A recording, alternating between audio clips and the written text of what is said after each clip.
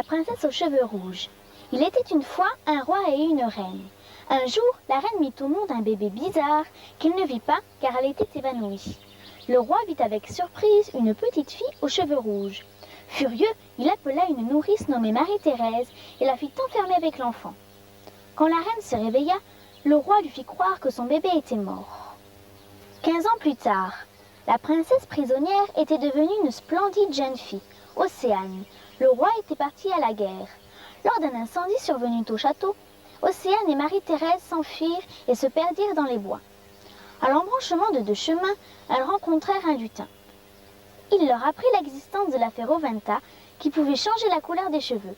« Prenez le chemin de droite pour aller au pays des fées, l'autre conduit au pays des sorcières, dit-il. » Elles marchèrent longtemps.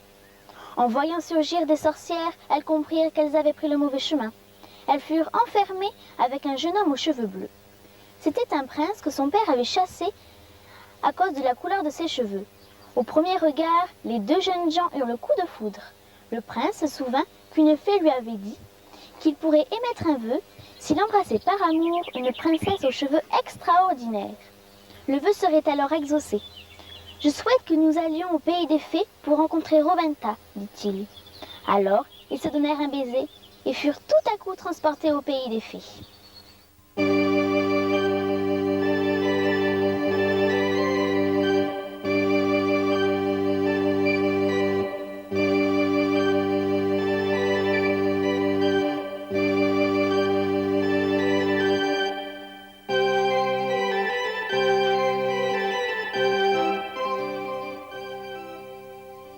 Pourriez-vous, s'il vous plaît, changer notre couleur de cheveux?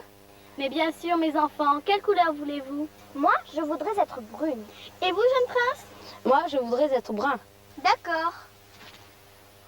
Ô chevelure des chevelures, clair de lune et boule de satin. Êtes-vous satisfait? Pourrais-je me voir dans un miroir? Mais bien sûr. Savez-vous que mon miroir est magique? Vous pouvez y voir la personne que vous désirez. Pourrais-je voir mon père? Il est parti à la guerre et j'aimerais avoir de ses nouvelles. Bien sûr, mon enfant. Regardez, mon père est en danger. Attendez, je vais appeler la fée Béline. Allô, fée Béline? Pourrais-tu me rendre un service? Bien sûr, Rowenta, mais de quoi s'agit-il? Peux-tu prononcer la formule magique qui transporte dans un endroit voulu? Maintenant, vous allez vous retrouver auprès du roi. Êtes-vous prête, Marie-Thérèse? Oh, vous savez, princesse, je préfère rester ici. À ce propos, mes amis les filles ont des enfants. Pourriez-vous les garder? Princesse, pourrais-je rester ici pour garder ces enfants? Bien sûr, Marie-Thérèse, je vous souhaite beaucoup de bonheur avec eux.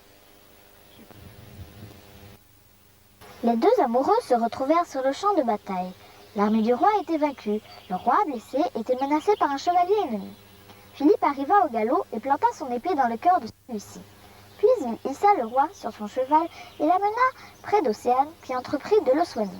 Une fois guéri, le roi remercia Philippe et Océane et les invita dans son palais.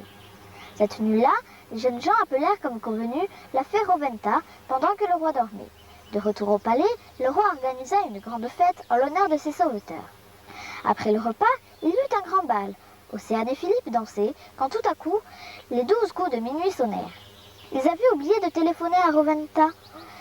Leurs cheveux retrouvèrent alors leur couleur naturelle. À cet instant, le roi reconnut sa fille et lui demanda pardon pour ce qu'il lui avait fait subir. Philippe profita de ce moment solennel pour demander la main d'Océane. Le mariage fut annoncé pour le lendemain. Les parents de Philippe furent invités. C'était en fait le roi et la reine du pays que voulait conquérir le père d'Océane. Grâce à ce mariage, les deux rois firent la paix. Quant à Océane et Philippe, ils vécurent très longtemps dans un royaume en paix. Ils eurent beaucoup d'enfants aux cheveux violets.